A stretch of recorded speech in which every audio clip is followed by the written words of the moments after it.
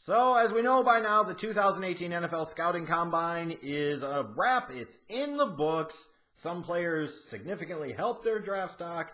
Some guys didn't do much one way or another, and other guys significantly hurt it.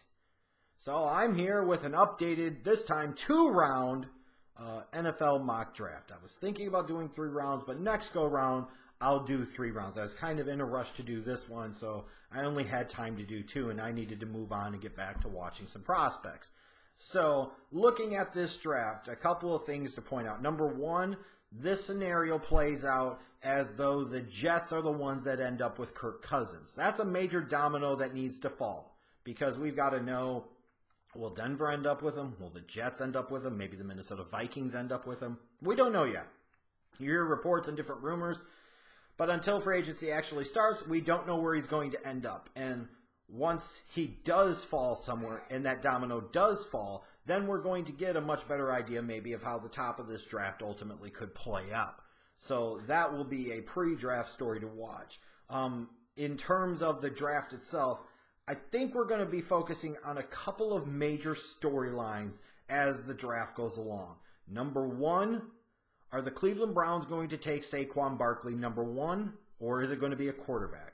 And I think it'll revolve more around Saquon Barkley. Does he go number 1? And if he doesn't, do the Browns still find a way to end up with him? Do the Browns still get him? That's going to be, as you go into Thursday night, I think it's April 26th, that will be the predominant storyline first, because the Cleveland Browns are picking first, and they're picking again at number 4. And that's going to be a major storyline. And when you look at Saquon Barkley's performance at the Combine, he did a lot to assert himself in a lot of people's eyes as the best player in this draft and worthy of that number 1 overall pick. Even for a team that's as quarterback needy and as quarterback desperate as the Cleveland Browns, he has presented himself in a way where a team like the Browns might feel like he is too good of a talent, too superior a talent to pass up, that they have to take him, even though quarterback is clearly their number 1 need. So that's going to be a predominant story. Then I look at the next story, and it's going to be the Giants at number 2. Do they take a quarterback and prepare for the future and life after Eli, or do they go all in on life with Eli right now and draft to help him and draft to win now? That will be the next major storyline. Then to kind of piggyback off of that, where are the quarterbacks going to go? What quarterback needy or desperate team is potentially going to make a move up the board? Is it going to be somebody like the Jets? Is it going to be somebody like Miami, somebody like Arizona, somebody like Buffalo, somebody else that we're not quite mentioning or thinking about right now? Where do these quarterbacks go? Where do Darnold, Rosen, Mayfield, Allen, where do they end up? I think the next storyline that could potentially play out, piggybacking off of the quarterbacks, is how far does Lamar Jackson fall and where does he ultimately go? Now, that is not a statement by me of saying that Lamar Jackson should fall or is supposed to fall. I am just fearful that he is going to fall. And I am concerned that Lamar Jackson may not even end up being a first-round pick at this point, the way things currently sit.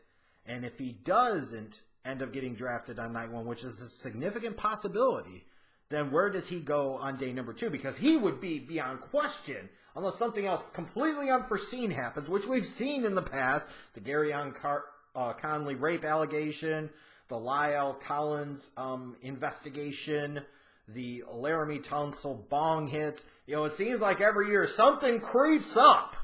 Well, something could creep up this year, but it hasn't really yet.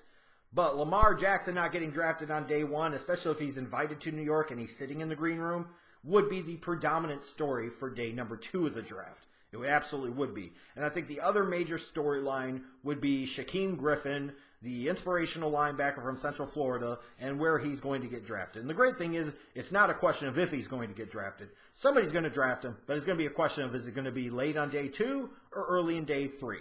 Now, when you look at my mock draft, and again, all 2 rounds, all 64 picks are in the description box below, at this moment, I've got the Browns taking Saquon Barkley number 1 overall. I'm going to fit in with the cool kids and put it there, even though I still don't 100% know that I buy into that or fully believe in that. Especially in this case, the way the scenario breaks down, the Browns staying at number 4 and ending up with Sam Darnold falling into their lap. Which, if the Giants passed on a quarterback and the Colts didn't trade down, is a possibility. But that said, to me, if you're going to take a quarterback and you're the Browns in that position, and you believe in the quarterback, then you have to take the quarterback first, because the quarterback is ultimately going to be the franchise guy. It's the quarterback that's going to be viewed as the salvation. He's going to be the one that you build everything around, and Saquon Barkley would be an incredible piece. There's no question about it. But when you look at it, if you think Saquon Barkley is that dude, that's wonderful. And he might be that dude for 7 to 10 years. And he could be a Hall of Famer. But if you think a Sam Darnold or a Josh Rosen or a Baker Mayfield or Josh Allen is that guy, whichever one it might be, even though some indications early on seem to point to Sam Darnold or maybe Baker Mayfield, if you think he's that dude, he could be that dude for 12, 15 years, if not longer, based off of longevity and importance and significance on a variety of different levels.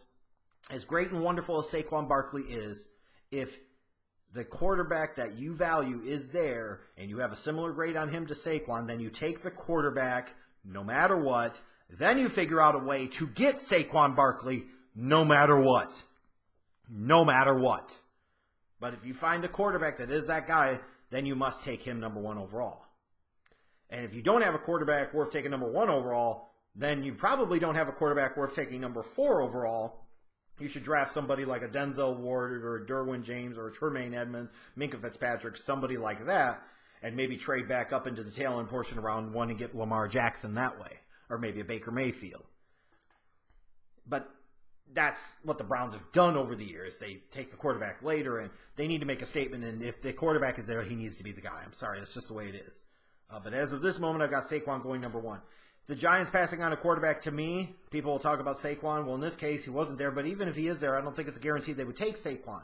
They might value protecting Eli and more effective run blocking as being a priority. And Gettleman kind of likes those big, nasty dudes. And Quenton Nelson would fit that mold. And knowing that this running back class is pretty good, you wouldn't have to panic because you know you could potentially get a running back later in round 2, round 3. And they could potentially be a stud.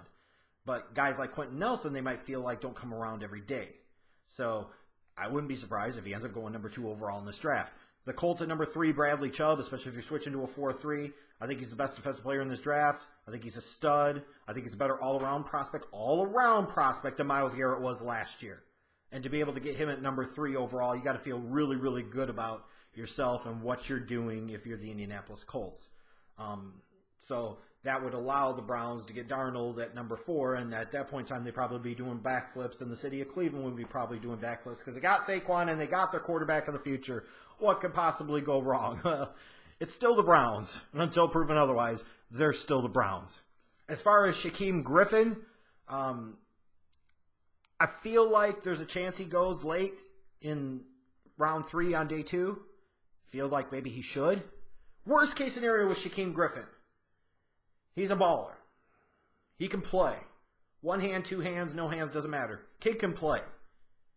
At his size, you could utilize him as an in-the-box safety in situations. He could be a sub-package, nickel-dime type of guy. He could be a blitzing linebacker. You could play him in some run situations. You can do all types of things with him. Absolute worst-case scenario, Shaquem Griffin has an 8 to 10-year NFL career as a special teams stud, a special teams demon or ace, and potentially makes Pro Bowls there. Those types of guys, especially for really good teams, are worth a late 3rd round to early to mid 4th round pick.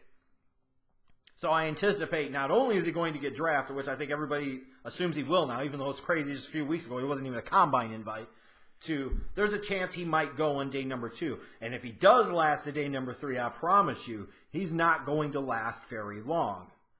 I still think the most interesting thing for me is going to be see where Lamar Jackson goes. And in this particular case, if he got to round 2, unless somebody was aggressive and somebody wanted to trade up to make sure they got him, he could fall a little bit even within round 2 to a Deshaun Kaiser type of level and what happened last year.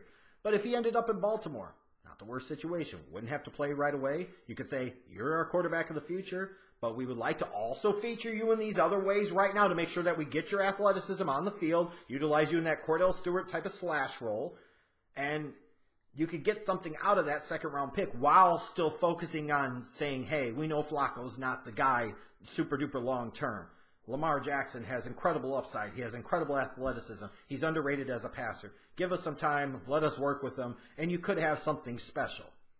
And when you look at that from the Ravens standpoint, Calvin Ridley to me just jumps out as somebody that they would really, really love at wide receiver. You got Calvin Ridley, and then you got Lamar Jackson. You feel really, really good about this draft for the Ravens, especially knowing that on day 3 they seem to find a guy or two every single year.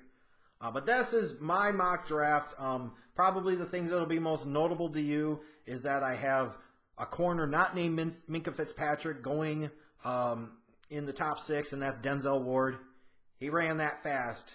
It only takes one team, and if the Jets sign Kirk Cousins, they got to keep the streak alive of drafting a defensive player in the first round. They've done it every year since 2010. Every first-round pick they've had, they've done it. So what the hell makes you think 2018 would automatically be any different?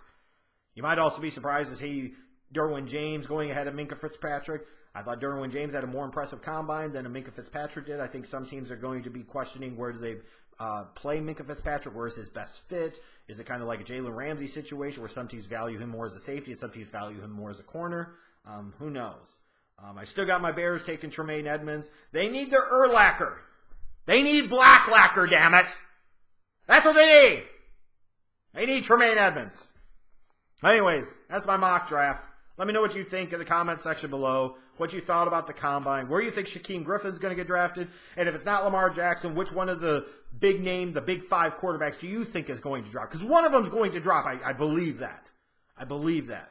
It's just a question of which one is.